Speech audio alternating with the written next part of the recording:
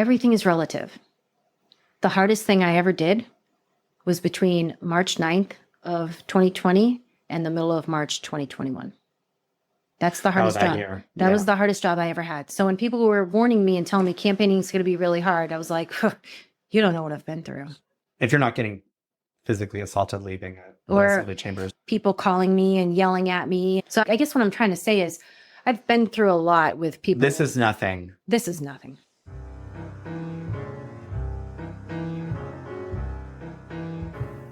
Welcome to the East Anchorage Book Club. I'm your host, Andrew Gray. The purpose of this podcast is to tell the stories of Alaskans of interest and importance. Today, our guest is Alaska State House Representative for West Anchorage, Carolyn Hall. During her senior year of college in New Hampshire, Carolyn got an internship with the Boston Red Sox. This led to her dream job, working for that storied team as a videographer during their World Series win in 2004. In 2008, she branched into TV journalism, getting her first job with a small local market, KTUU, in Anchorage, Alaska.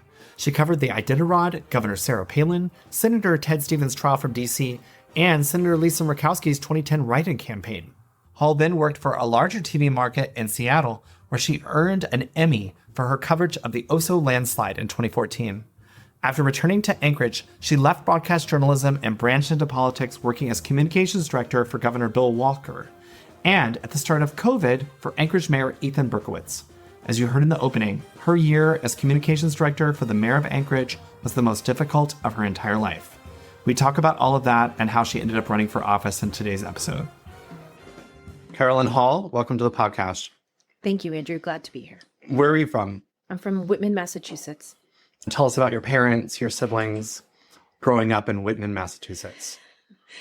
Growing up in Whitman was great. Definitely from the generation of don't come home until the streetlights come on kind of generation. I have two younger sisters, 2 and 4 years younger than me. And then my parents, Mark and Kathy. My dad was a school teacher, 8th grade science teacher for 30 plus years, retired, then went to go work for the railroad for a number of years. My mom did a number of odd jobs, like doing admin work in factories. And then when she had my younger sister, she decided to be a stay-at-home mom. And then after a while, she decided to get into public service, and she ran for the local school board, and she served there for 12 years. Do you remember your parents being political? No, not until my mom decided to run for a school board. And I just remember my sisters and I hanging out there 200 feet or so beyond town hall where everybody's going in to vote. And we're sitting there with her signs, but her signs were black and white. It was very low budget. Growing up, we never talked about politics. I had no idea until maybe a few years ago where my parents were politically. Where were they politically? They're very middle of the road. My dad, I've come to learn, is far more right and more conservative and Republican, and he voted for Trump, that kind of a situation. My mom, I've learned, is more moderate, but moderate left. But she voted for Harris. I don't know. I haven't asked her. I should ask her, but I would think that's probably what happened. And were you and your sisters excited that she was running for school board? I don't know that I have a strong recollection of that. I knew it was exciting and I enjoyed helping her, and I knew that it gave her sense and passion in the world, and she was driven to do it because of my sisters and I. Were you still in school when she ran for school board? Yep. Yeah, what grade were you in when she ran the first time? Oh, God, you had to ask. Probably early middle school. Okay. Did people know that your mom was running for school board? Yeah, I grew up in a town of 14,000 people. It's super small. Our town is just 1 square mile. A lot of people know a lot of people, all the same people. And did she have an agenda? Do you remember? She just wanted to make sure that my sisters and I had a really strong public education, and she wanted to be part of it. And in particular, the big issue was making sure that we got a new high school, because our high school at the time was just falling into disrepair. We were really desperate for a new one. She spent many years working towards that and trying to. Did she get it? Yes, we did end up getting a new high school, but it was after I had graduated, and I don't remember exactly what year it was. Did you play sports growing up? I did. What'd you play? My main sport was softball. And you played softball in college? I did. Yep, Division II. What position? I started in center field, and I was the backup catcher. You got a Bachelor's of Arts in Mass Communications from Franklin Pierce University in 2003? Yes. And you played softball, Division II softball there? Yep, that's where I played. We were terrible.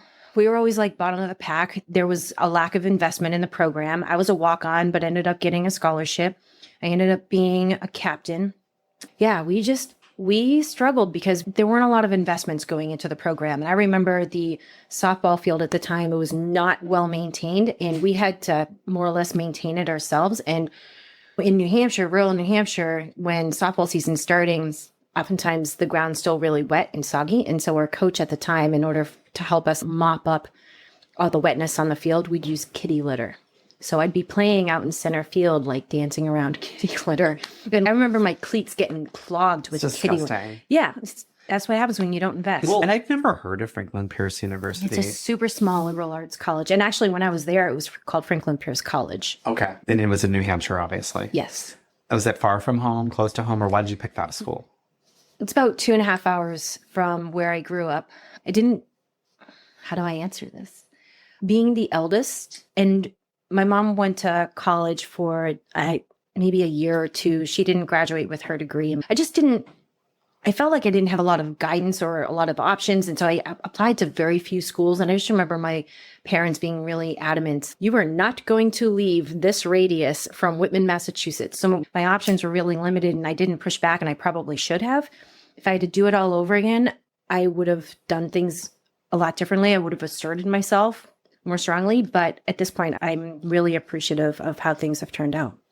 So you got the degree in mass communications, and then you worked for the Boston Red Sox as a video producer. Is that what came next? Yeah, more or less. I started as an intern in 2003, in January of 2003. As an intern for the Red Sox? Yep. How did that come about? And obviously, you were interested in baseball. You played softball. So. Yeah, I love baseball. It's my favorite sport. Yeah, so I grew up watching the Braves and watching the Red Sox, and it just so happened that one of my classes at Franklin Pierce, it was sports broadcasting class, and the professor was Joe Castiglione, who was a longtime WEEI play-by-play announcer for the Red Sox. And when the Red Sox were hiring interns, he suggested that I apply, so I did, and I ended up being an intern there. And what was that experience like?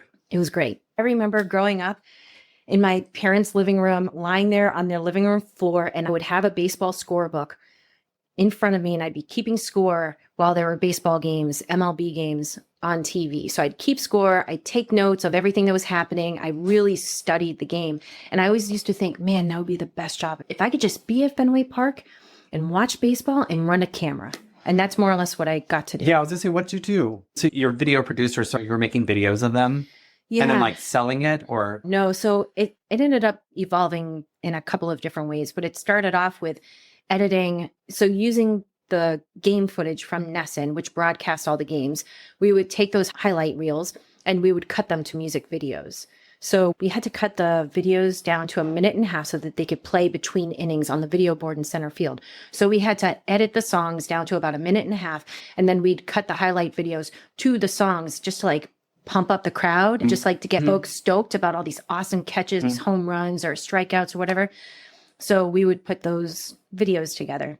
That's what it started out as. And then when the season started, we all had different jobs. And my job was to stand at the Daktronics keyboard and type out all the welcome messages. So, welcome Andrew Gray to Fenway Park. Happy 50th birthday. So I had to type all of those out and do. In the middle of the innings, I would rotate them and make sure that they were going out when they were supposed to at the right time, say all the right things.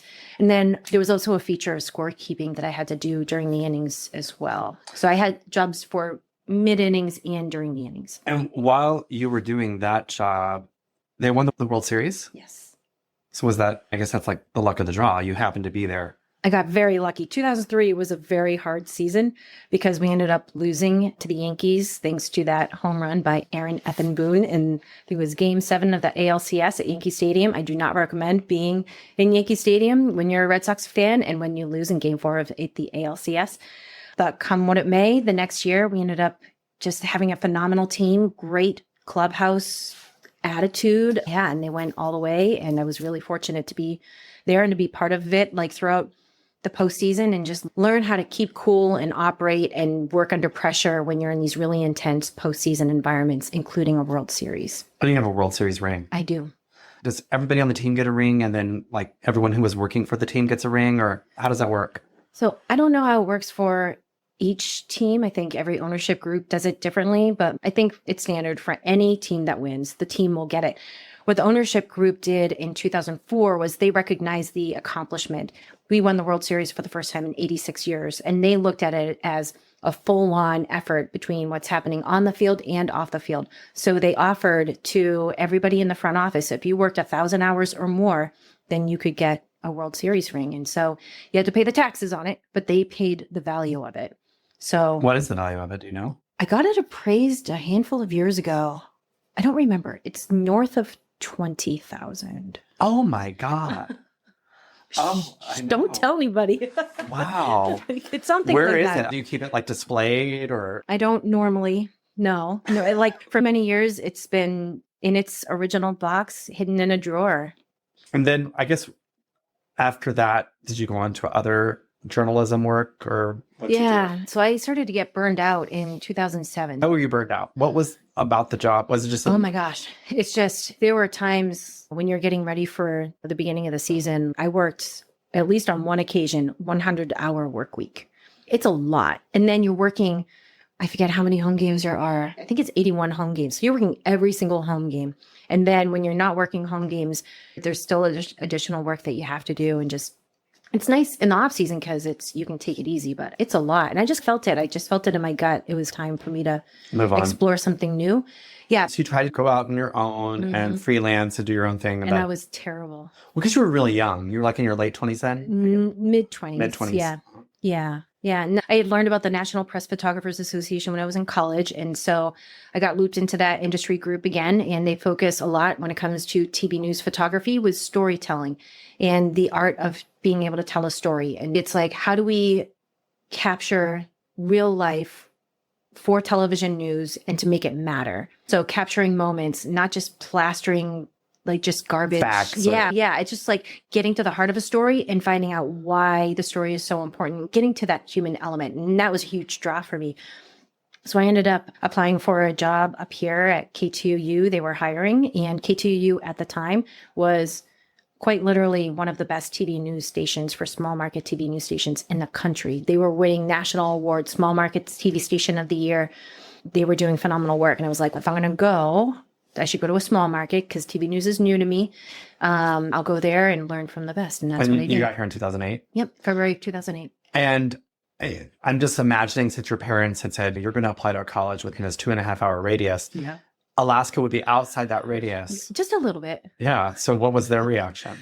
At first they were hesitant from what I remember, but in the end they realized that it was something that I needed and wanted to do. And they've been supportive ever since.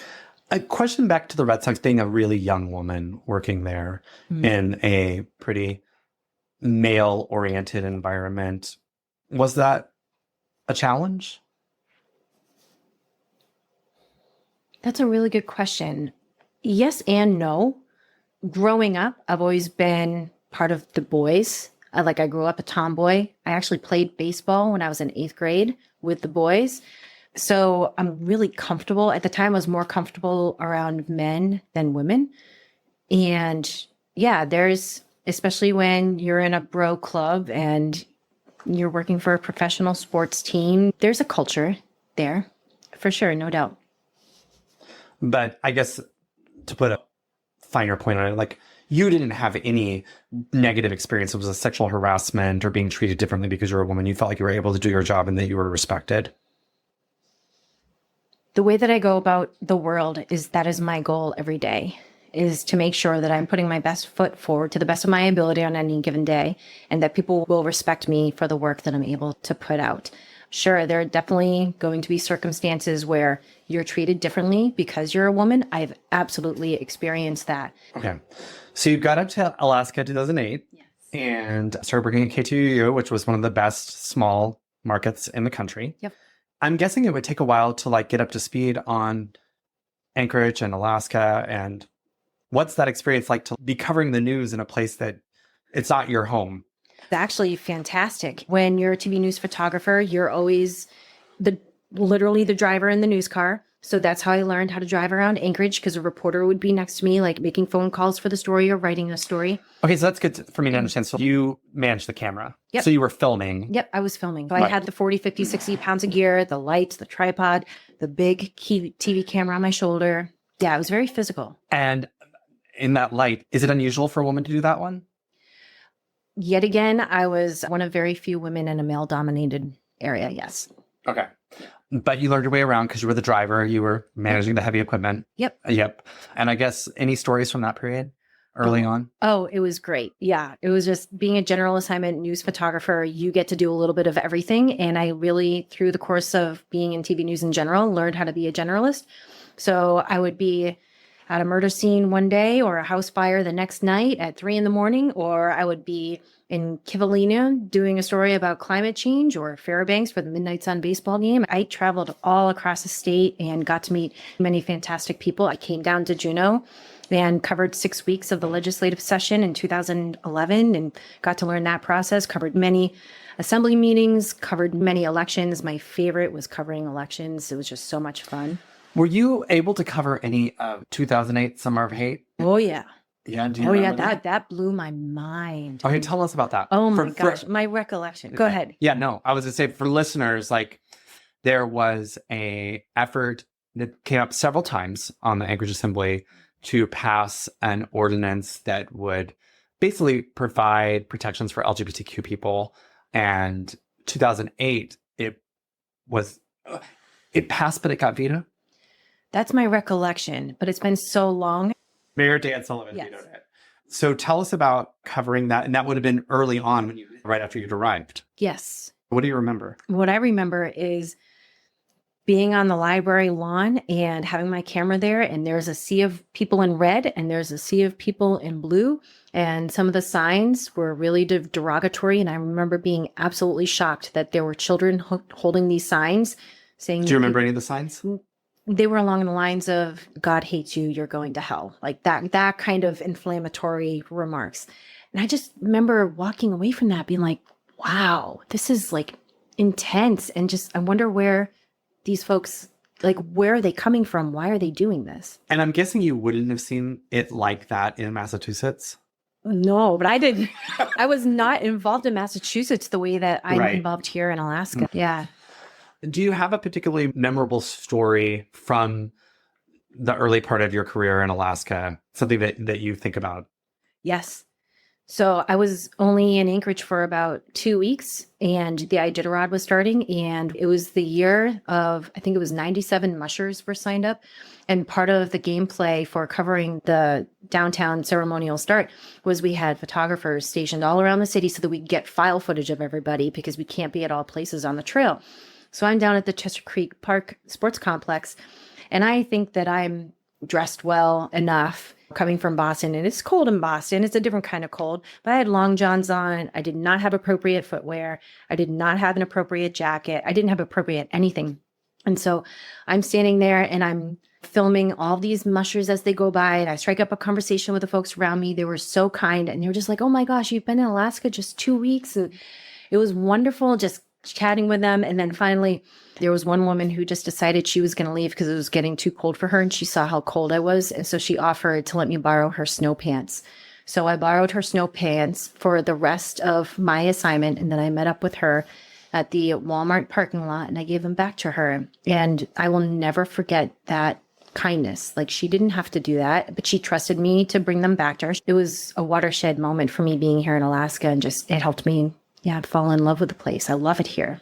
It's so funny because when I was asking the question, I was expecting, I don't know, a dramatic murder story or something. No. But so that's... It's all about moments and how people make you feel. That's what's so compelling. That's what makes compelling television news stories, is how it makes you feel. And that's how that woman made me feel about Alaska.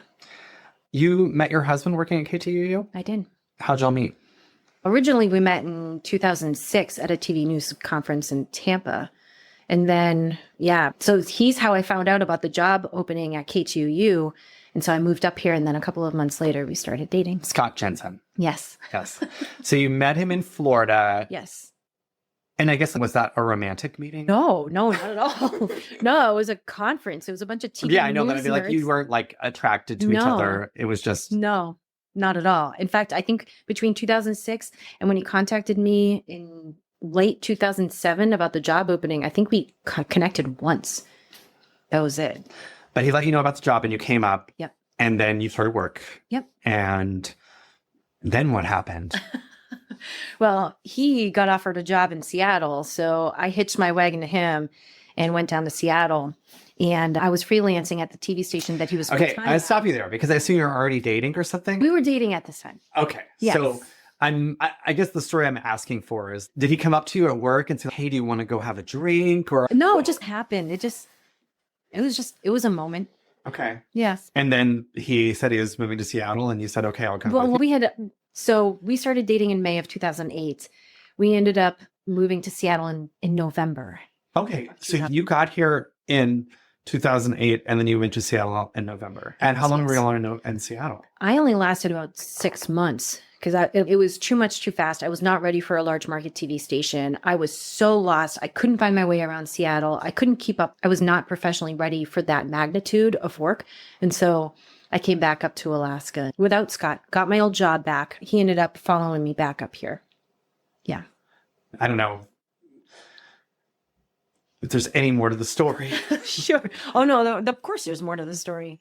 But so he ended up following me back up here. And I'm really glad that I came back when I did because it allowed me the opportunity to cover the 2010 election with Senator Murkowski's write-in campaign. Oh. And being a witness to that history and everything with Joe Miller and the primary. It was a fascinating time in Alaska politics. And I know that for like national media, they'll be assigned to one campaign. But I'm assuming that you guys don't have enough to like say you're just going to cover Joe Miller and you're just going to cover Murkowski. So you're covering both at the same time. You're covering everything. It's all dependent on what else is going on in the news cycle that day because there's still other stories. there are other stories. Yeah. There's local government going on. There's murders and house fires and do you have a particular memorable story from the Murkowski writing campaign?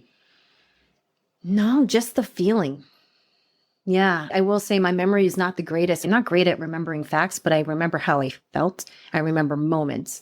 And that's a lot. Yeah. Well, the journalists are supposed to be objective, but you have your own opinions. No, I was very strict with myself. Okay, so you were like... I was very strict with myself. You didn't have a particularly positive or negative feeling about either candidate in terms of Joe Miller versus Murkowski. Joe Miller, for me, always raised some eyebrows where I'm like, this is interesting. And I feel like he deserves more scrutiny. Murkowski was a little different. She's been around for a while, but she also has her father appointing her to the seat and everything, right? So I think it's, no matter what, it's appropriate to have a healthy amount of skepticism.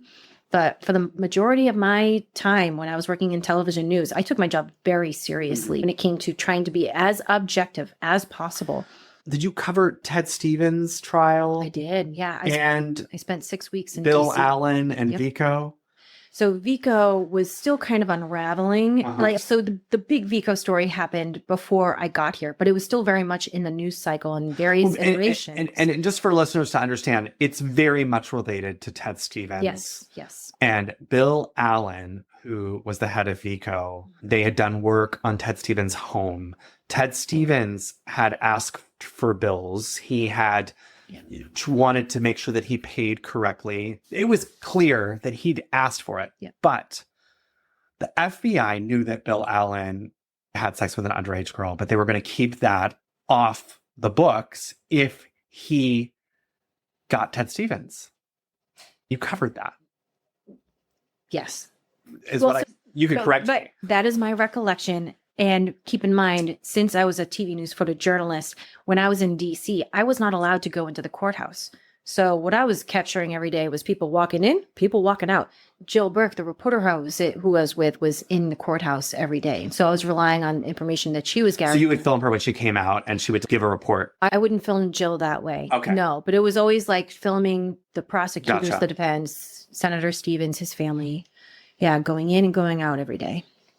And again, you're objective. You're not having your own opinion. But to me, that didn't have a political lens for decades. Yeah. I just saw things on the periphery.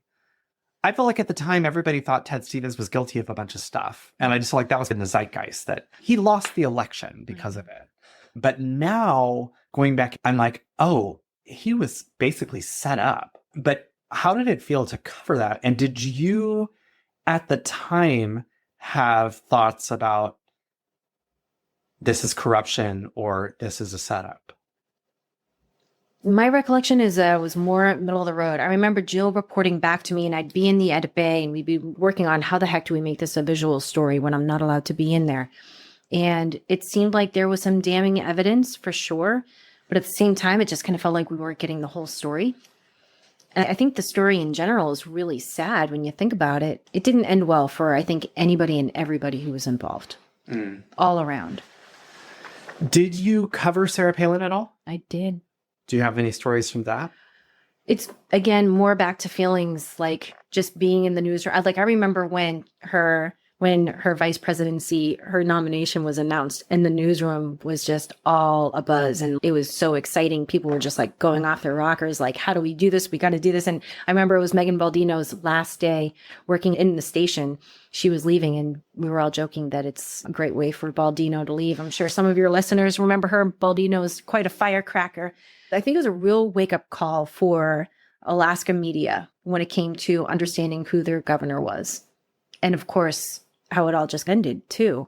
So you left media to go work for Ethan Berkowitz as mayor? Was that the next step? No, I went back to Seattle for 3 years, worked at King TV there for 3 years. Because you were ready for it. Because I was more ready for it, yes. And Scott also got a job down there. So we both worked at the same TV station. And I told Scott that I would move down there for 3 to 5 years, but I was always going to come back to Alaska. You won the Northwest Regional Emmy for photojournalism for the Oso Landslide? Oso Landslide. The Oso Landslide in 2014? Yep.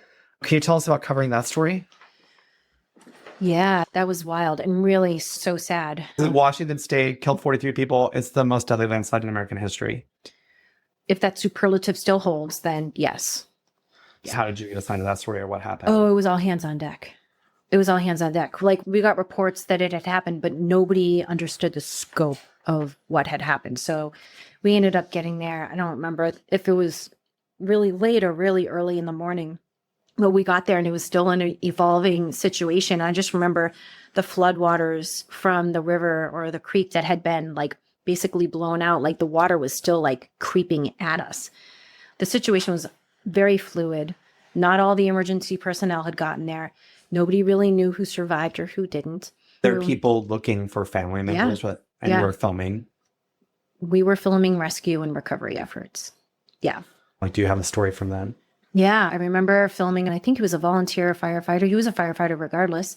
And he was in shock, and he and his crew are pulling out their community members who did not survive from all these different homes. And they were going through the recovery efforts. And I just remember it was so grim. And in particular, there was this one moment where recovery folks were carrying out one of their community members who did not survive and trying to be as respectful as possible, trying to tell the story of grief and how traumatic it was, and just to be as respectful as possible, but also to make sure that people knew the magnitude and scope of what had happened and how devastating it was for the community. I remember interviewing this one very young woman who just so happened to not be at home when the slide happened. And she was talking about how her newborn baby had died. And so covering a story of that magnitude for days and weeks, like, it really wears on you. I'm not trying to diminish what the community is going through because they're going through some dire hardships. But I will say, from a journalist perspective, it wears on you as well because to a degree, you're walking through this emotional journey with the community. Do you remember when you found out you won an Emmy? No, I don't really pay attention to awards. I don't just Carolyn, say, what? You won an Emmy. Yeah. I also have a James Beard Award. I don't. What'd you get a James Beard Award for? For Harvesting Alaska. It was a TV series that I co-created at one of the TV stations I was at. I don't know. I care more about, like, if there's going to be an award, I care more about it being public service driven. That's what I care about. So Seattle, for 3 years. 3 years to the month, I ended up coming back up here, worked at a different TV station, and had some great opportunities there. But there wasn't enough upward mobility for me. Like the challenges weren't great enough for me, and I just needed more. So I ended up leaving, and I went back to school, and I started going to UAA to get my Master of Public Administration degree. And was that driven because you felt like that you reached the pinnacle of your journalism career? Because there was you said there was no upward mobility. I felt very stagnant, and there were some other challenges going on in the newsroom too that I just ethically, I did not feel like it was a good fit. So I decided to leave, and I was like, what am I going to do? And so I started thinking about the kinds of stories that I really like to cover. What were like the ethical issues that drove you out? Traditionally, when you're a member of the media, you're not supposed to have a party affiliation, like a designated party affiliation. There were a handful of my coworkers who registered for one party or another, and I felt very strongly that was completely inappropriate. And you knew because they told you? Oh, because I looked it up. Oh. Because I started to question their reporting and things that they were saying in the newsroom. I'm like, this is interesting. So your eyebrows were raised because some of the reporting seemed biased. Yeah. And so you went and checked. Yeah. And I'm just like, this just doesn't settle with me. And also, can you say, were they more registering for Dems or they were registered as Dems? Yeah. And they were giving Yeah, I just didn't agree with some of the things that they were saying and doing, the line of questioning. And it just, I don't know, it just didn't feel right. And then another issue was I've discovered over the years that my personal values are kindness, respect, and community. And I saw some people in the newsroom treating each other like pure garbage. And it was not an environment that I wanted to operate in. Because they were like cursing them out or it's just like completely just cruel, really cruel. And I didn't understand that. And I didn't want to remain in that environment. I just wasn't okay with it. So you went to UAA and got your master's in public policy. Public administration. Yeah, with a focus on policy analysis. And I started working in the clerk's office. I was an elections worker for Anchorage in 2017. With Barbara? Yeah, with Barbara Jones. Yep, and Amanda Moser. And that was the last precinct-based local election that Anchorage had. And then I helped also, after that election, helped the clerk's office get ready for the first launch of vote by mail. So what happened next? I ended up getting a job working in Governor Walker's administration. How did that come about? So when I was working in elections, I was working under Amanda Moser, and she ended up getting a job in the Walker administration, and they ended up having an opening in the governor's office. And so she suggested that I might be a good fit. And what did you do for Walker's office? I was the communications manager, and it was at the very tail end of his administration. So what did that entail? I helped with communications plans. I would help with op-eds. I managed the Instagram accounts. I helped work on a documentary about the administration called Mud on the Boots, and that was a lot of fun. Yeah. So you worked there, and at the tail end of his administration, that administration, he lost. Dunleavy won. Yep. And so you went to work for Ethan Berkowitz? No, so that's what I know. I've been all over the place. That's when Scott and I started our small business, our video production, single camera business, Jensen Hall Creative, focusing on telling nonprofit stories. And that predates Landmine? Yes. Okay. Or are they about concurrent? No, it predates Scott's involvement with the land. Okay. We started our own video production company. Yeah, because I had also gone to work at the University of Alaska system-wide, and it was not a good fit for me. And so I wasn't there for very long. And yeah, so we went full-fledged into just hustling and bustling, trying to get our video production business off the ground. And so we hustled and we did well. And then in late 2019, early 2020 is when that's when the Berkowitz administration reached out to me. At the beginning of COVID, or right just before COVID? Yeah, my first day on the job was March 9th of 2020, and Ethan declared the emergency on March 12th. Were you doing communications? I was his communications director. So you were in charge of public statements regarding the emergency declaration and that kind of stuff? Yeah, I mean, it was a team effort, but I had a heavy influence in a lot of things. Was that stressful? I was in crisis mode for a year straight. Go back to that moment. You're in the moment. You started a new job. I'm trying to figure out how to do the job. Well, So I joke with people, like, I had to learn how to do the job multiple times because when I stepped into it, I was learning, oh, emergency. We're in an emergency. So the Emergency Operations Center is activated. And this is how government works at the local level when the EOC is activated. So I'm learning this. And how long have you been in the Walker administration? I was only there for about 3.5, 4 months. Not you not had long. barely figured out how to do that job. And Yeah. then all of a sudden you're doing something completely different at the municipal level. Yep. And Lots of pivoting. got it. Yeah. So you're trying to figure out how to do the job. You're having to inform the public about COVID. Yeah. And then there were assembly meetings that you went to with Mayor Berkowitz. Mhm. Yeah, it was part of my job. Okay. Were you assaulted at an assembly meeting? I was leaving assembly chambers. Yes. Can you tell us that story? Sure. It was one of the more disruptive assembly meetings, and you could hear everybody outside rallying and honking their horns and being disruptive from the outside. You could hear it inside in the chambers. And just to be clear, this is like from very early on in COVID.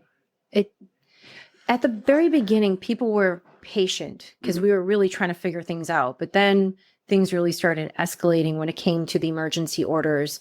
And yeah, so it turned into a thing, and Save Anchorage was created out of this. And there were certain personalities on the assembly that really Riled them up. helped. Yeah. Yep. Riled them up, stoked the flames and everything. And by the time this happened, what you're asking me about, it was mid to late August. We were leaving assembly chambers, and there was still a group outside harassing us. And all we were trying to do was leave assembly chambers at 12:15 in the morning. And I was the mayor's ride home because he and I live pretty close to each other.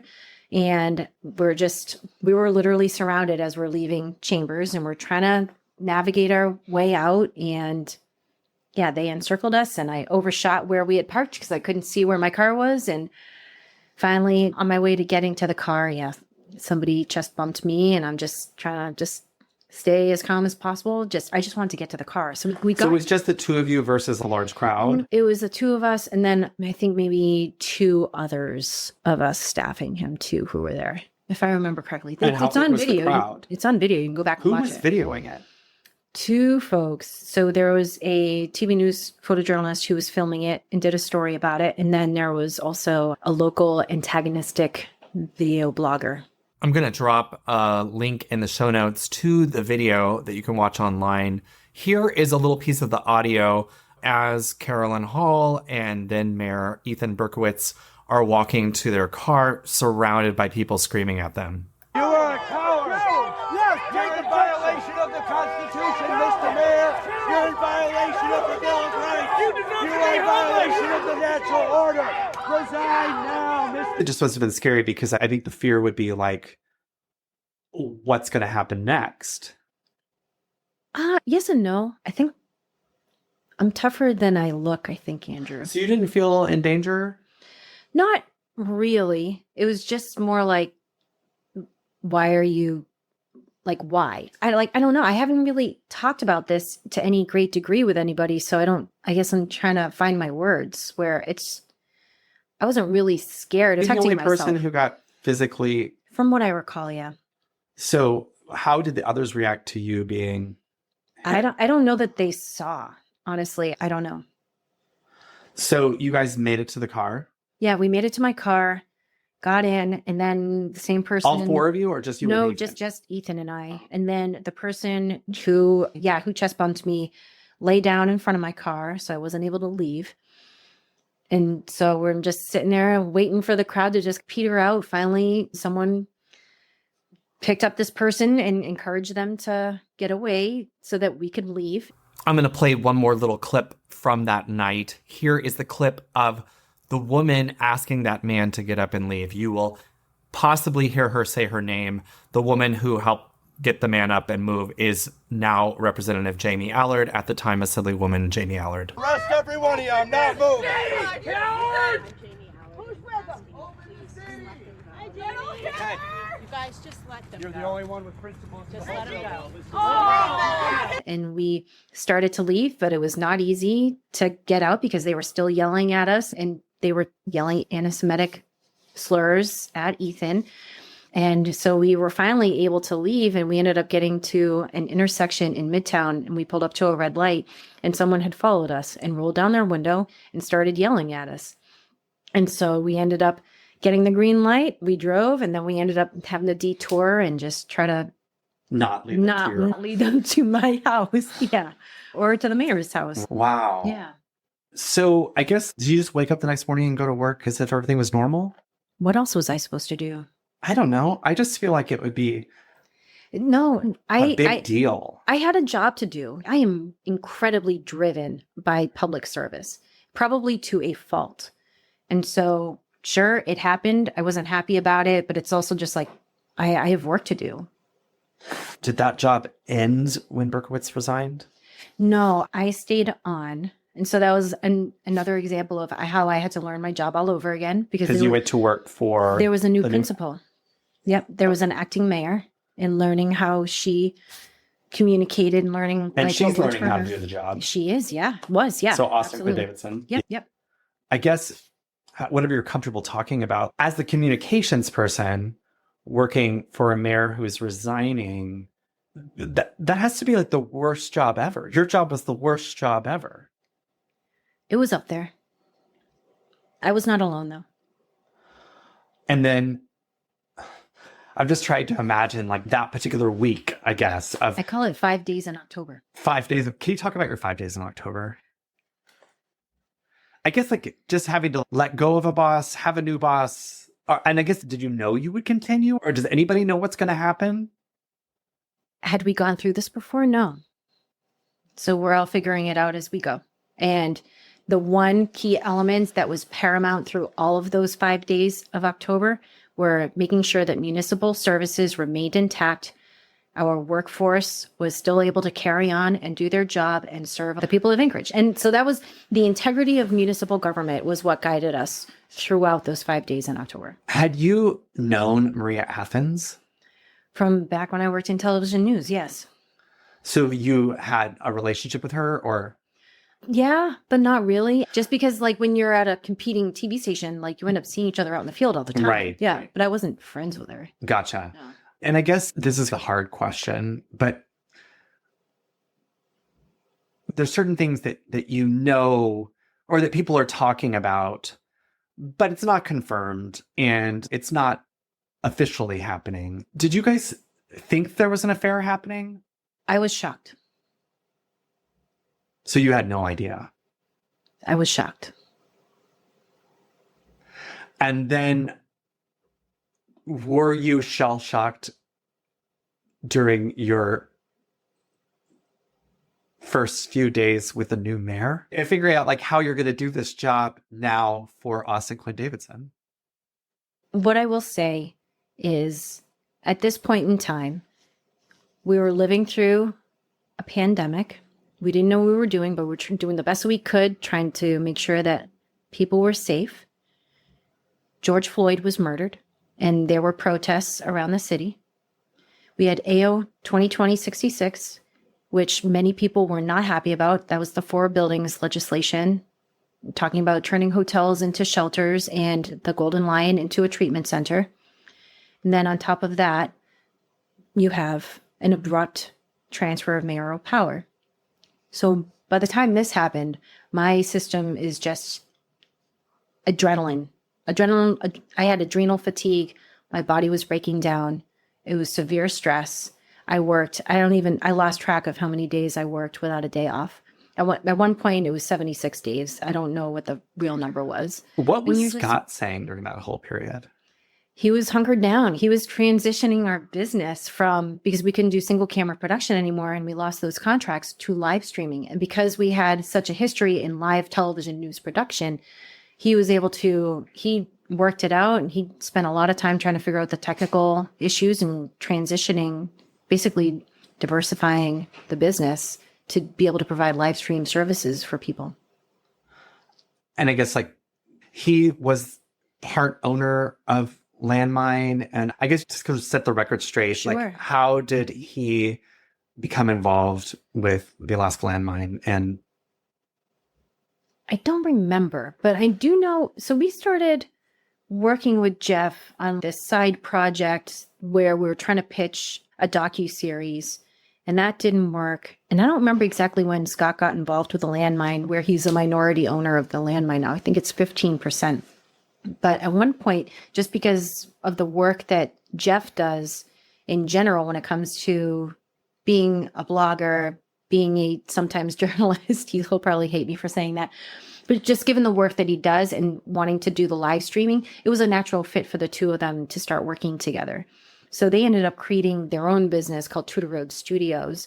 And now Jensen Hall has dissolved. At this point, it doesn't exist anymore. And now Scott and Jeff are business owners with Iditarod Studios and 3 other partners. So Landfield replaced you. Sorta. Is that an upgrade or a downgrade? You don't have to answer that question. But he's still a minority owner of a landmine. Scott is, yes. Yes. And you've never been an owner of a landmine. Absolutely not. Gotcha. Never will be. Got it. So you stayed on with Austin Quinn Davidson's administration till the end? No, until March. By then, my body was really breaking down, and I was not able to continue. I had heart palpitations, stress headaches, excessive sweating when there was really no conditional reason for me to be sweating. My body was telling me, the stress is too much. You need to step back. And so you stepped back, and I guess that was 2021? Yep, March of 2021. I lasted a year. What did you do? Yeah, I took time off and I tried to recuperate, and I spent several years working on myself psychologically, spiritually, physically, emotionally. I had a lot of work to do, lots of therapy, went a lot of walks, just tried to really think about what I had gone through and the reasons for it. And I'm really grateful for the opportunity that I had. I wouldn't change a thing. I'm grateful to have gone through that hardship. But then at that time, too, I reconnected with Governor Walker, and I was on the ground floor of setting up his gubernatorial run with Heidi Dragas. You worked on that campaign. Yep. So that was that was my next big job. Yep. Yeah. And then did that lay the groundwork for you thinking about running for office yourself, or how did that come about? I had always thought in the back of my head that I would get involved like this somehow. I just wasn't really sure how. And actually, I thought after working on the campaign and seeing on the inside what it's like to be the principal and the candidate, I was like, oof, I'm too much of an introvert for that. I don't think I'm ever going to run for office.